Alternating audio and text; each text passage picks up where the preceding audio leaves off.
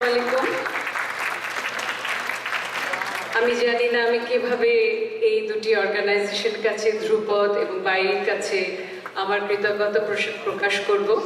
গানে গানেই বোধহয় শিল্পীরা তাদের কৃতজ্ঞতা প্রকাশ করেন, কারণ আমি প্রথম নজরুল কনভেনশনে এলাম।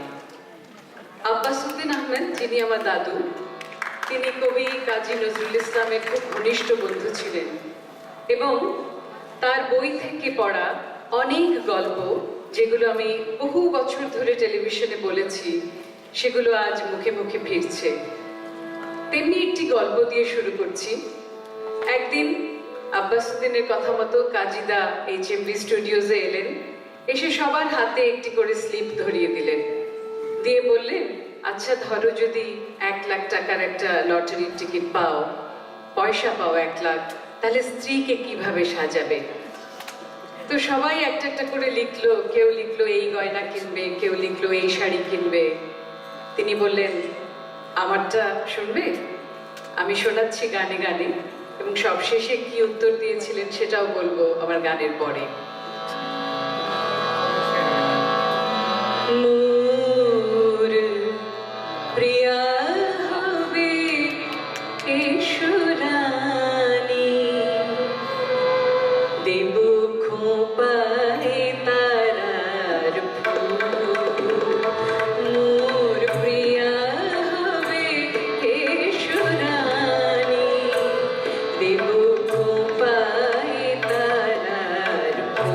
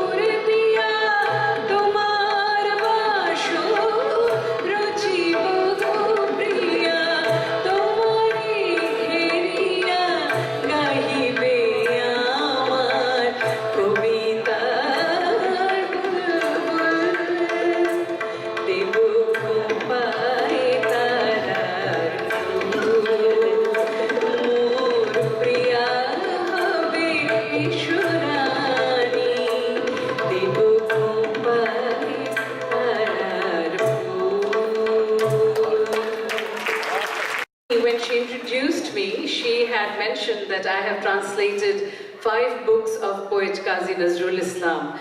And for you, I have brought these books. They're available in the Amazon.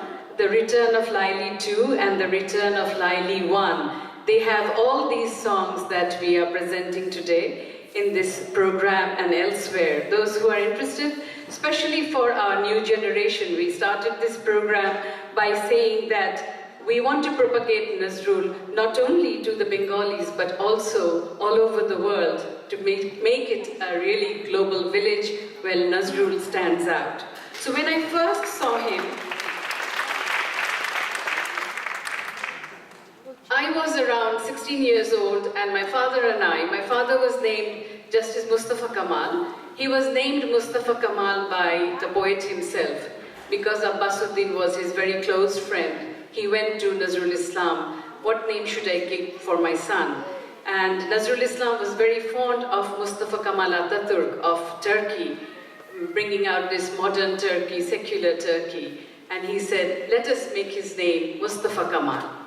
But when the poet came to Bangladesh, which is the other part, it used to be East Bengal, when he came in 1972, May of 1972, my friend Kilkil, I don't know if she's present here, she will bear me out. I went to the airport to receive the poet, and when we took him home to Dhanmandi, the poet was quiet, and all the flowers had surrounded him. And the song that he himself had written, maybe he had seen such a situation in his own mind, predicted earlier, and he writes, amidst the bouquet of flowers, the poet lies without a word. The early morning breeze brings tears, touches your memory chord. The lyre that lies in your lap carries the memories like a slab. With your touch, bring him to life. Let him resound with the tune in rife. The friend of yours who left forever, the sad morning remembers him ever and ever.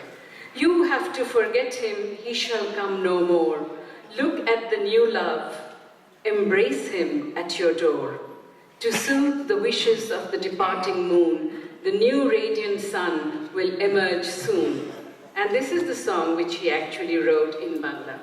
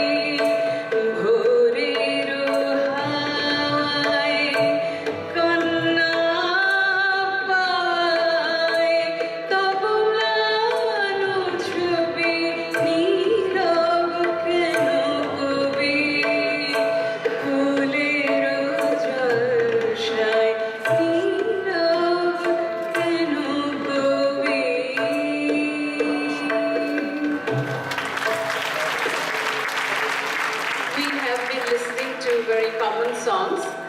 One of the songs I have tried in my Nazrul Sangeet life to bring out the unusual songs of poet Qazi Nazrul Islam. And one of the songs is a folk song which I have just recently captured, and I will sing with Jagannatha. It has a tal variation. In the Antara, it goes different, okay? So it will be a test for both of us.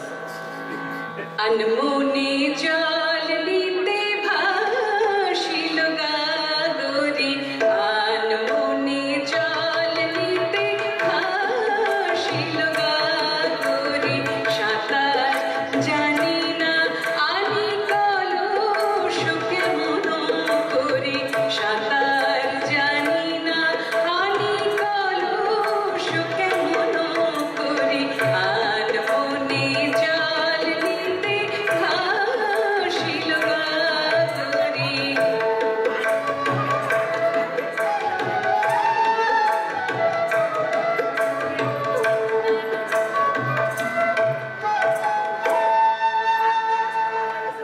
জানিনা বলিব কি শুধাবে যাবে না নদী, জানিনা বলিব কি শুধাবে যাবে না নদী, কাহার কথা ভাবে পুরন নিরবধি, কাহার কথা ভাবে পুরন নিরবধি, কলুষী না ভাসিয়া ভাসিতাম আমি যদি, কলুষী না ভাসিয়া ভাসিতাম আমি যদি, কি বলিব কেন মোর ভিজিল ভাগরি, কি বলিব কেন মোর ভিজিল ভাগরি, আনমনে জল নিতে ভাসিল গাগরি।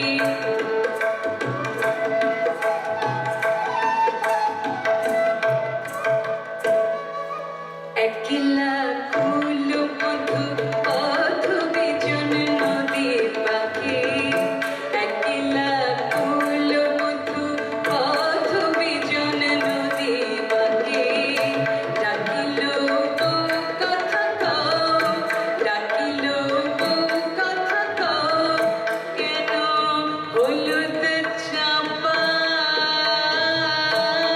সাথে, বিদেশে শ্যাম আমার পড়ল মনীষী সে ডাকে, বিদেশে শ্যাম আমার পড়ল মনীষী সে ডাকে, ঠাই দে যমুনে বুকে আমি ডুবিয়া মরি, ঠাই দে যমুনে বুকে আমি ডুবিয়া মরি, ঠাই দে যমুনে বুকে আমি ডুবিয়া মরি, আনমনে জল নিতে ভাসিল গাগরি, সাঁতার জানি না আনি কলসুকে মনো করি, আনমনে জল নিতে ভাসিল গাগরি।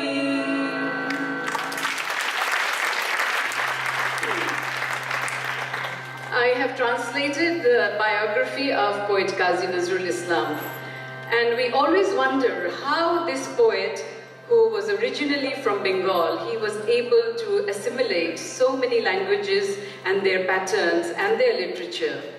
And in one of the places I found that when he went to Karachi as part of the British Army, he met a Punjabi Maulavi. This Maulavi was in charge of the battalion, and he used to know a lot of Persian poets, he used to read and write, and Nazrul took the opportunity.